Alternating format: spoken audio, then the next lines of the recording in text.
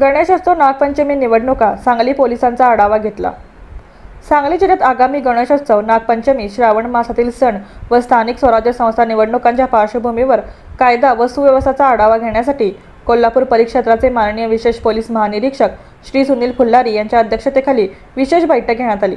या बैठकीत जिल्ह्यातील गुन्हेगारी परिस्थिती, सणोत्सवाची तयारी आणि निवडणूक सुरक्षेच्या उपाययोजनांचा आढावा घेण्यात आला।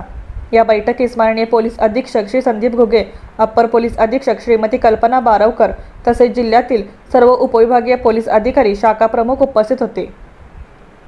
बैठकीतील प्रमुख निर्देश: जिल्ह्यातील जुने आणि नव्याने दाखल मालमत्ता व शरीर विरुद्ध गुन्ह्याचे तांत्रिक पद्धतीने तपास करून आरोपींवर कठोर कारवाई करावी। सणाच्या पार्श्वभूमीवर सर्व पोलीस ठाण्यांमध्ये शांतता व जातीय सलोखा समितीच्या बैठका आयोजित करण्यात याव्यात। एक गाव एक गणपती योजनेस प्रोत्साहन देऊन प्रदूषणमुक्त उत्सव साजरा करण्याचे आवाहन।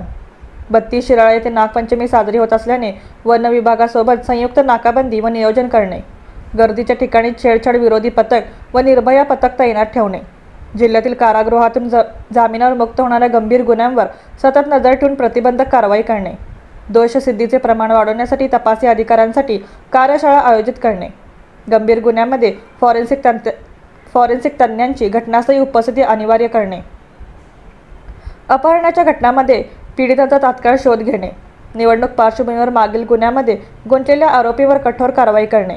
माननीय पोलीस अधीक्षक संदीप घुगे यांनी दिलेल्या माहितीनुसार सांगली जिल्ह्यात कोणताही अनुचित प्रकार घडू नये यासाठी पोलीस प्रशासन सतर्क असून योग्य त्या सर्व उपाययोजना केल्या जात आहेत।